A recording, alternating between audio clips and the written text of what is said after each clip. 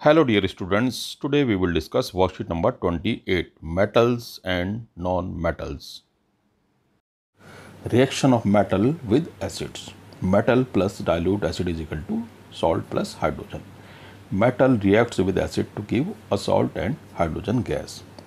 Sodium plus HCl is equal to 2NaCl plus H2 and Zn यानी zinc plus 2HCl is equal to zinc chloride plus H2 यानी कि metal के साथ जब acid react करता है तो हाइड्रोजन गैस उत्पन्न होती है.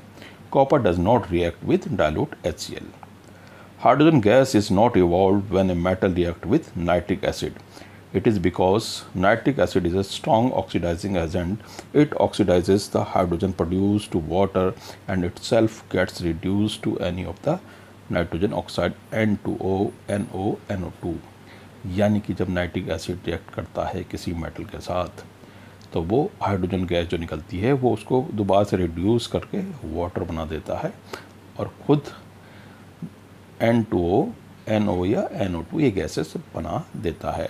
ये आप देख सकते हैं. यहाँ पर मैंने नाइट्रिक एसिड में मेटल डाली है तो किस तरह से nitrogen dioxides and nitrogen oxide gases निकल रही हैं ऑरेंज कलर की, ब्राउन कलर की. What a beautiful scene.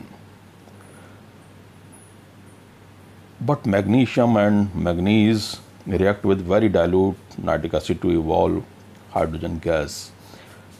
Magnesium plus 2HNO3 is equal to magnesium nitrate plus hydrogen, and manganese plus 2HNO3 is equal to MnNO3 whole twice manganese nitrate plus hydrogen.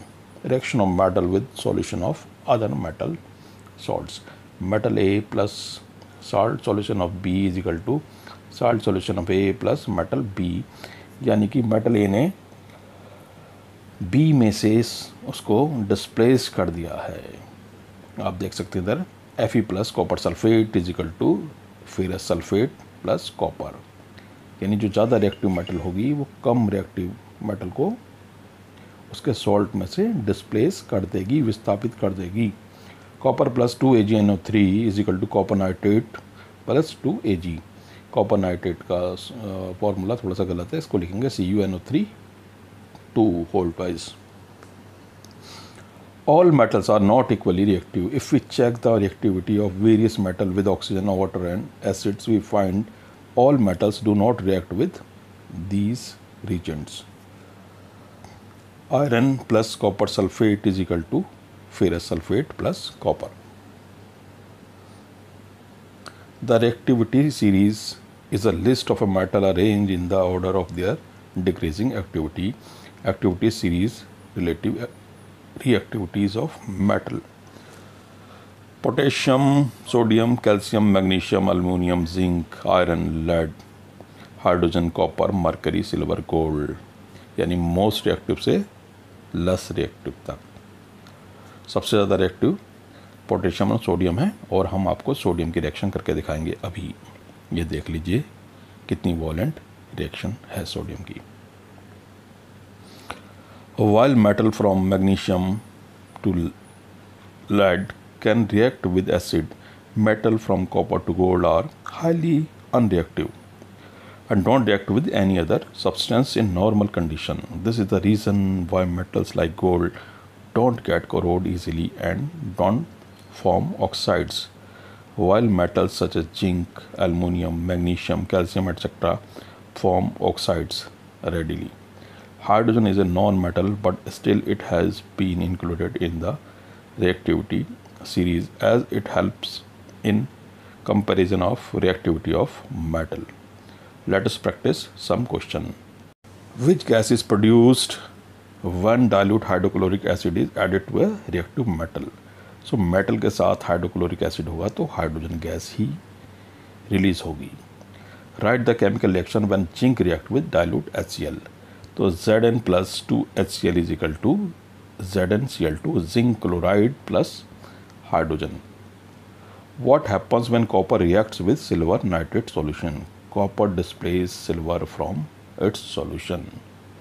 Copper plus 2AgNO3 is equal to CuNO3 का whole twice plus 2Ag यानी copper nitrate और Ag।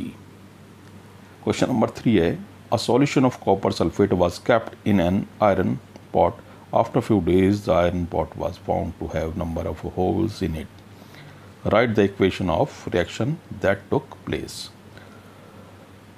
Fe plus CuSO4 is equal to FeSO4 plus Cu यानी iron ने copper sulphate को उसके salt से copper sulphate के solution से डिस्प्लेस कर दिया। This is a example of displacement reaction.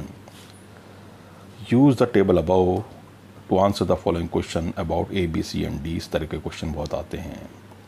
Which is the most reactive metal, तो आप पहले देख सकते हैं। देखो A क्या है, ए ने आयरन सल्फेट के साथ कोई रिएक्शन नहीं करी और कॉपर सल्फेट में डिस्प्लेसमेंट कर दिया, यानी ए हो सकती है आयरन।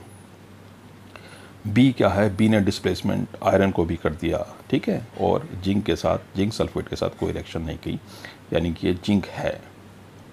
या उससे ज़्यादा रिएक्टिव भी हो सकती है, पर उससे ज़्यादा रिएक्टिव होती तो जिंक को भी कर देती है ना, जिंक को भी डिस्प्लेस कर देती जिंक सल्फेट से। तो इसका मतलब ये है ये जिंक है।